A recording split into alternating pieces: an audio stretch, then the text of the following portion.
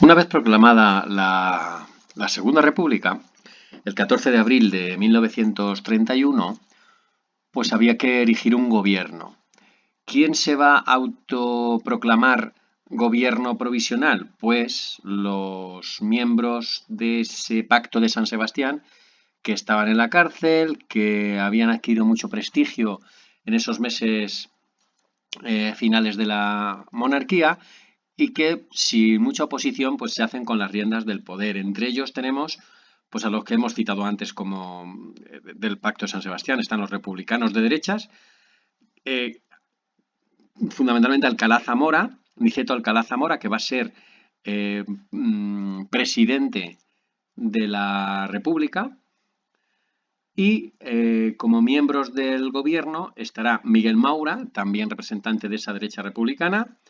Del centro estaría Alejandro Lerroux y como representantes de la izquierda republicana tenemos a Azaña y a Marcelino Domingo.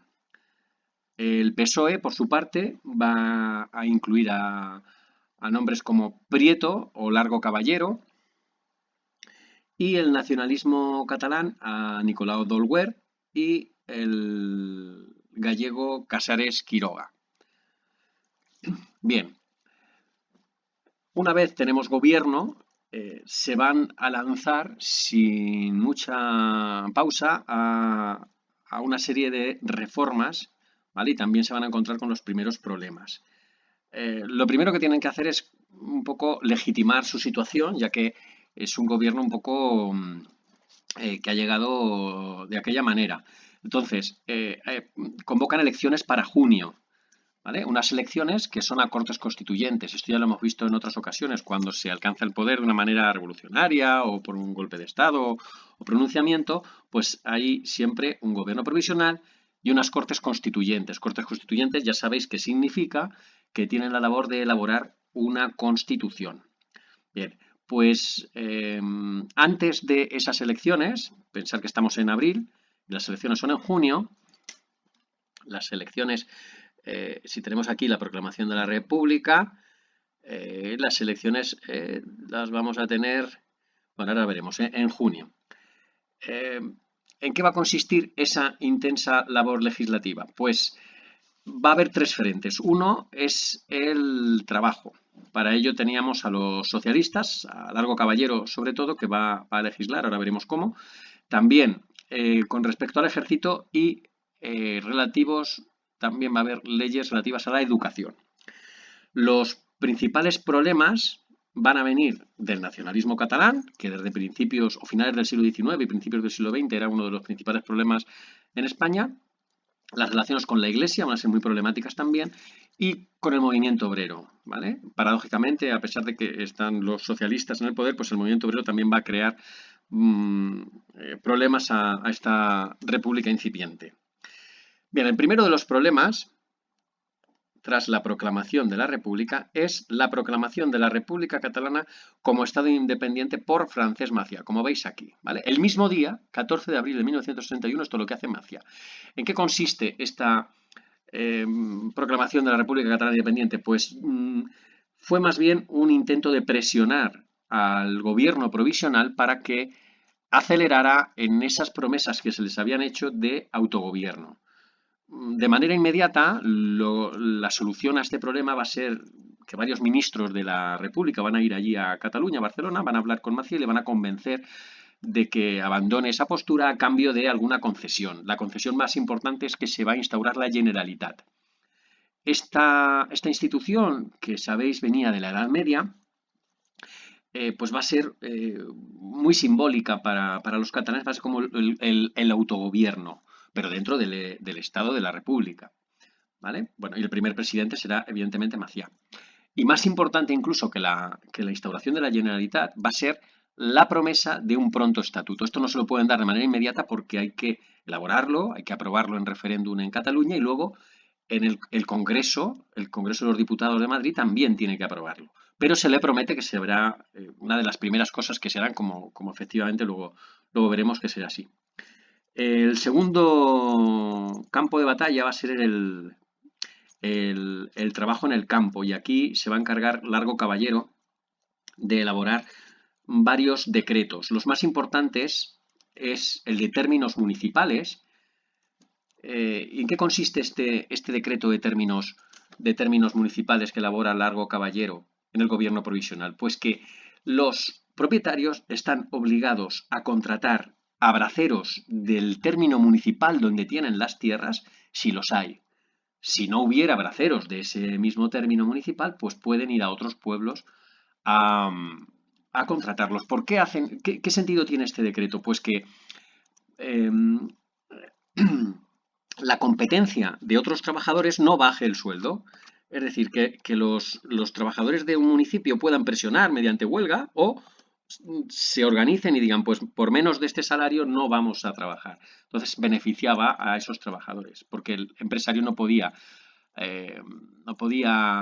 digamos, ir a otros lugares a contratar trabajadores que perjudicaran a los de ese término municipal. Bien, el otro decreto es el de laboreo forzoso. Laboreo forzoso es que todas las tierras tienen que estar cultivadas y si no, pues tienen diversas sanciones.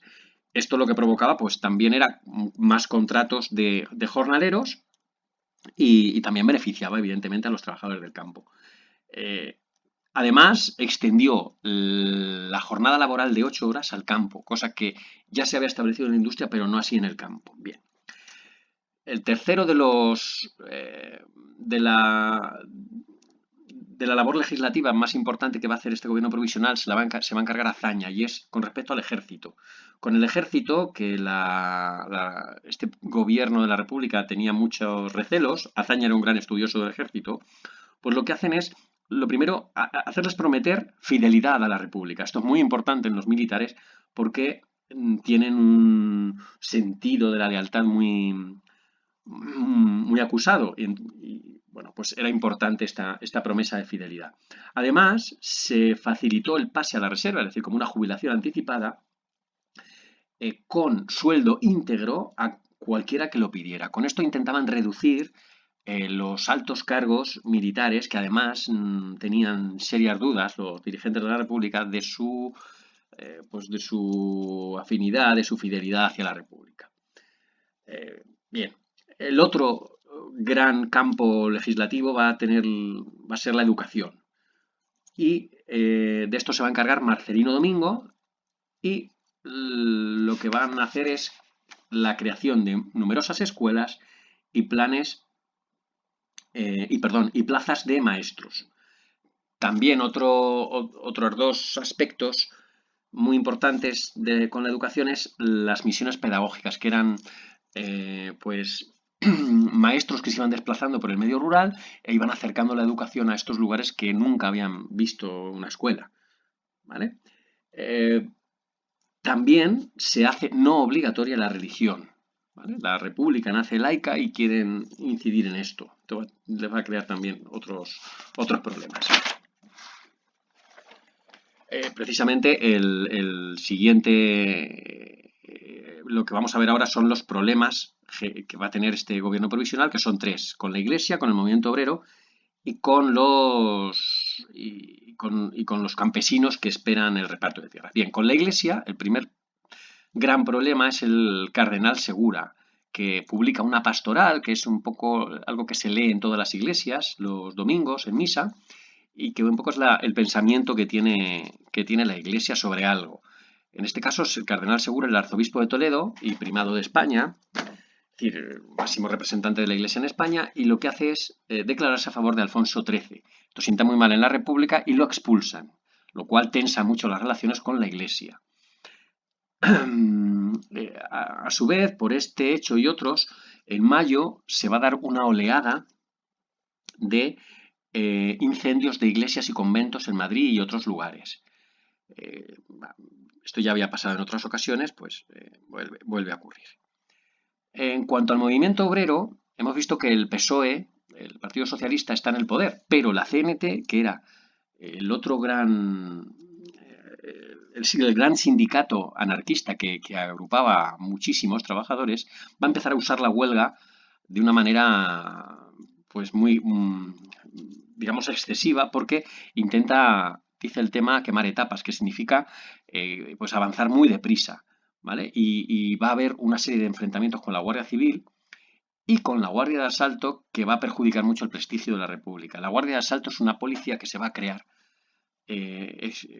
cuando llegue la República, también precisamente para distanciarse un poco de la Guardia Civil, que tenía un aspecto militar que la República temía, y también por tener una policía afín al nuevo régimen. Con el nombre no creo que estuvieran muy acertados, porque si querían una policía eh, para imponer la paz, el nombre de Guardia de Asalto no era el más adecuado, pero bueno, fue el que se le puso. Bien, pues la CNT va a promulgar muchos enfrentamientos tanto con la Guardia Civil como con la Guardia de Asalto. Por último, el campesinado va a esperar, como agua de mayo, o bueno, una parte del campesinado, los jornaleros sin tierras especialmente, pues el reparto de esas tierras que se habían anunciado. Se había anunciado una reforma agraria en la que las tierras se iban a repartir y estos jornaleros pues estaban muy expectantes y cuando ven que eso no llega de manera inmediata pues se ponen muy nerviosos y empiezan a ocupar tierras. Esto provoca evidente temor en los propietarios que además temen que la reforma agraria finalmente se lleve a cabo.